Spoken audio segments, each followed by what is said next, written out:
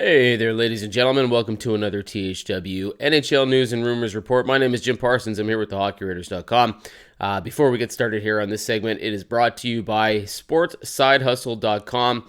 If you want to start making a secondary income with your passion for sports and your love of the game, let's get you off the sidelines and into the game with this new digital course that'll teach you 14 different ways that passionate sports fans can make money. That's sportsidehustle.com. You can go there right now and get a free startup guide, sportsidehustle.com. All right, let's get started here. This is the News and Rumors Report for October 17th, 2022.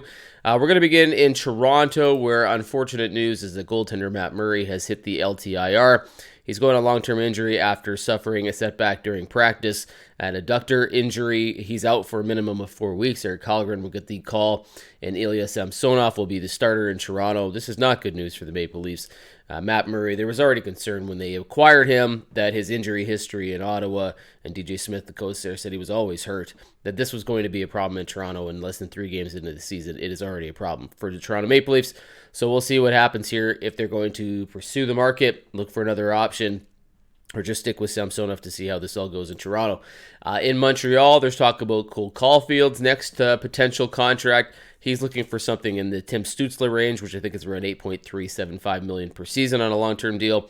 The Canadiens, on the other hand, are looking more at like Jason Robertson's deal out of Dallas, which was in the mid-sevens.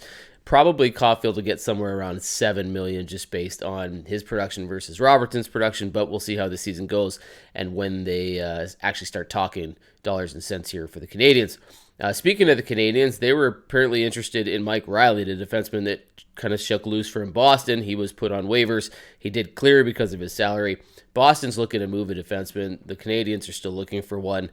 So it'll be interesting to see if this turns into anything. But expect the Boston Bruins to be a name that we hear about here. They have a surplus of defensemen, and they probably could trade one in the coming weeks and months, probably for the trade deadline, depending on how their team does this season.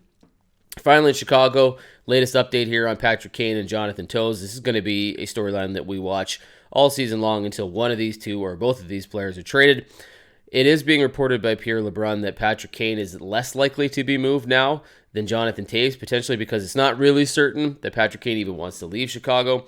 But the latest talk is that it has been promised to Patrick Kane by the Chicago Blackhawks that they will not pressure him on waiving his no trade. That is totally up to him. He's going to see how this goes.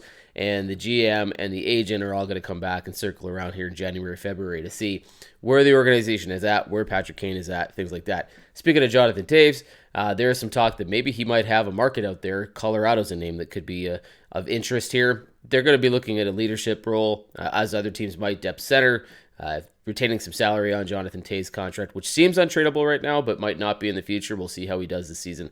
We're going to be keeping our eyes on that one as well. All right, ladies and gentlemen, that's going to do it for today's report. Don't forget, go to thehockeyraiders.com for everything else. This has been another THW NHL News and Rumors Report. We'll see you on the flip side.